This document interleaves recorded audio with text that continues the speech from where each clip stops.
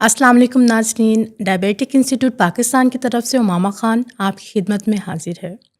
ہم موٹاپا اور اس کی وجہ سے پیدا ہونے والی بیماریاں مثلاً ہائی بلڈ پریشر، شوگر، دل کی بیماریاں ڈسکس کرتے رہے ہیں۔ آج ہم ایسی بیماری کا ذکر کریں گے جو کہ بہت کم ڈسکس ہوتی ہیں۔ تو السلام علیکم ڈاکٹر صاحب، کیسے ہیں آپ؟ اچھا ڈاکٹر صاحب، آج کا میرا پہلا سوال یہ ہے کہ کچھ لوگ سوتے وقت جو ہے ان کا سانس بند ہو جاتا ہے، اس کی کیا وجہ ہے؟ بسم اللہ الرحمن الرحیم۔ جی ہاں، کچھ لوگوں کا سانس جو ہے وہ سوتے وقت بند ہو جاتا ہے، خاص طور پر جب وہ گہری نیند میں ہو تو سانس بند ہو جاتا ہے۔ یہ زیادہ تر موٹے لوگوں میں ہوتا ہے اور اس کو obstructive sleep apnea کہا جاتا ہے، کیونکہ obstructive یعنی حلق میں جو ہے obstruction آ جاتی ہے، رکاوٹ آ جاتی ہے۔ تو یہ لوگ جب گہری نیند میں ہوتے ہیں تو ان کا سانس بند ہو جاتا ہے اور یہ دورانیہ اس کا 10 سیکنڈ سے لے کر 60 سیکنڈ تک رہتا ہے۔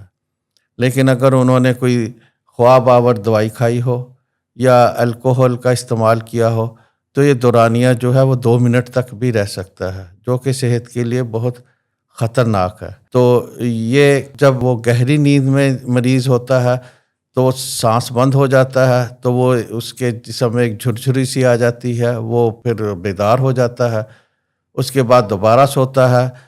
اگین جب گہری نیند تک پہنچتا ہے تو پھر اس کے سانس بند ہو جاتا ہے، وہ پھر بیدار ہو جاتا ہے اور ساری رات جو ہے وہ سونا اور جاگنا اسی چکر میں رہتا ہے۔ تو چونکہ ساری رات اس نے اس طرح گزاری ہوتی ہے، اسی لیے صبح اٹھ کے اس کو وہ تازگی کا احساس نہیں ہوتا جو سو کر اٹھ کر عام لوگوں کو ہوتا ہے۔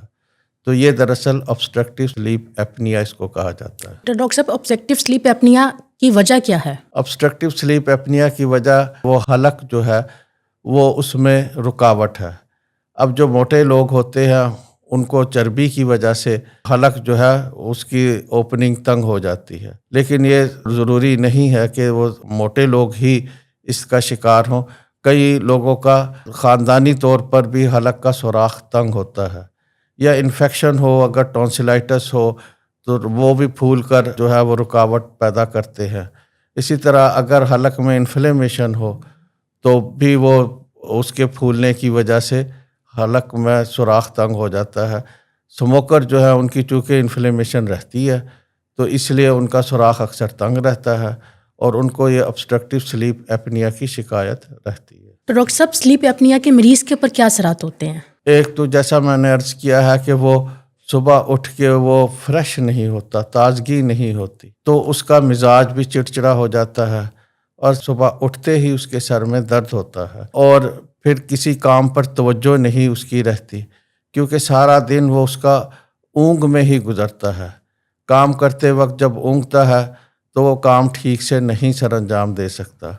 پھر اگر وہ ڈرائیو کرے گا تو ڈرائیونگ کے دوران اونگے گا تو اس سے حادثات ہوتے ہیں، اور اسی طرح وہ ایک مینٹل ٹینشن اور انگزائٹی سی رہتی ہے، کام میں دل نہیں لگتا، اور خاص طور پر اس کا کئی مرتبہ تو سوتے وقت پیشاب بھی نکل جاتا ہے، اور اریکٹائل ڈس فنکشن بھی ہوتا ہے، اور ڈیکریزڈ لیبیڈو اس کو کہتے ہیں، یعنی سیکس کی طرف اس کا رجحان جو ہے وہ بہت کم ہوتا ہے۔ ایک بیزاری سی کیفیت سارا دن طاری رہتی ہے اور کسی کام میں دل نہیں لگتا اور ٹینشن الگ ہوتی ہے۔ تو خاص طور پر جو دمہ کے مریض ہیں ان کا مرض جو ہے وہ کافی زیادہ ہو جاتا ہے۔ تو یہ علامات ہیں، اور اس کے علاوہ پھر جب سانس کم بند ہوتا ہے تو جسم کو آکسیجن نہیں ملتی، تو خون میں آکسیجن کی کمی ہو جاتی ہے۔ جب خون میں آکسیجن کی کمی ہوگی تو اڈرنلین، نار اڈرنلین جو ہے وہ سیکریٹ ہوگی خون میں۔ کئی مرتبہ تو اتنی زیادہ کمی ہو جاتی ہے کہ صبح کے وقت وہی مریض مردہ حالت میں پایا جاتا ہے۔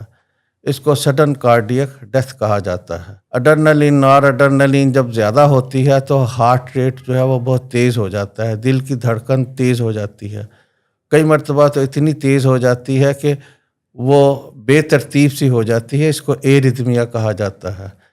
ایریتھمیا جو ہے وہ بھی موت کا باعث بن سکتا ہے۔ اس کے علاوہ وہ اس میں انسولین ریزسٹنس پیدا ہوتی ہے، کئی مرتبہ تو وزن دوبارہ سے بڑھنا شروع ہو جاتا ہے، اور ڈائبٹیز ملائٹس بھی ہو جاتی ہے اور کولیسٹرول لیول بھی ہائی ہو جاتا ہے. تو اس طرح کی جو چیزیں ہیں وہ اس میں جنم لیتی ہیں. تو ڈاکٹر صاحب آبسیکٹیو سلیپ ایپنیا کا علاج کیا ہے؟ علاج تو بڑا سمپل ہے کہ وہ وزن کم کریں، لیکن ہمیں دیکھنا ہوگا کہ وزن جو ہے زیادہ بڑھنے کا، موٹاپا کی اس کو اگر شکایت ہے تو وہ کیوں ہے. تو ہمیں یہ دیکھنا ہوگا کہیں وہ ہائپوتھائرائڈزم تو نہیں ہے یا کشنگ ڈیزیز تو نہیں ہے. کشنگ ڈیزیز میں اسٹیرائڈ جو ہے جسم میں سے زیادہ سیکریٹ ہوتے ہیں. اور اسی طرح پولیسسٹک اوویرین ڈیزیز تو نہیں ہے، یہ خواتین میں ہوتی ہے اور اس کی وجہ سے بھی موٹاپا ہوتا ہے. اور ابسٹرکشن کی وجہ جو ہے وہ ناک کی ہڈی کا ٹیڑھا ہونا تو نہیں ہے جس کو ڈیفلیکٹڈ نیزل سیپٹم کہا جاتا ہے، یا ناک کے غدود تو نہیں پھولے ہوئے ہیں جس کو نیزل پولپس کہا جاتا ہے. اگر ایسی چیزیں ہیں تو ان کا علاج کرنا چاہیے، اور جب علاج کریں گے تو ہی وہ ٹھیک ہوگا. اور دوسرا یہ ہے کہ مریض کو جو ہے وہ سائڈ کے بل لیٹنا چاہیے، کروٹ کے بل لیٹنا چاہیے، پشت کے بل نہیں، یعنی سیدھا ہو کے نہیں لیٹنا چاہیے. سموکر ہے تو سموکنگ چھوڑنی پڑے گی، اور اگر کوئی الرجی ہے تو الرجی کا بھی علاج کروانا پڑے گا. تو اگر ان باتوں سے اس کو فائدہ نہیں ہوا تو پھر اس کو آکسیجن دی جاتی ہے. آکسیجن جو ہے وہ خاص طریقہ ہے جس کو سی پیپ کہتے ہیں، ہائی پریشر کے ساتھ اس کو آکسیجن دی جاتی ہے. یا پھر حلق کا سرجری کی جاتی ہے اور سرجری کے ذریعے اس کا جو سوراخ ہے وہ کھولا جاتا ہے. مجھے امید ہے کہ آپ کو یہ باتیں میری پسند آئی ہوں گی. اگر آپ نے کوئی مزید مشورہ لینا ہے، میں پیر سے لے کر ہفتے تک موجود ہوتا ہوں. تو آپ موٹاپا اور بلڈ پریشر اور شوگر ان چیزوں کے لیے یا کہ کوئی اور بھی آپ کو پرابلم ہے تو میرے ساتھ مشورہ اور علاج لے سکتے ہیں. بہت شکریہ ڈاکٹر صاحب.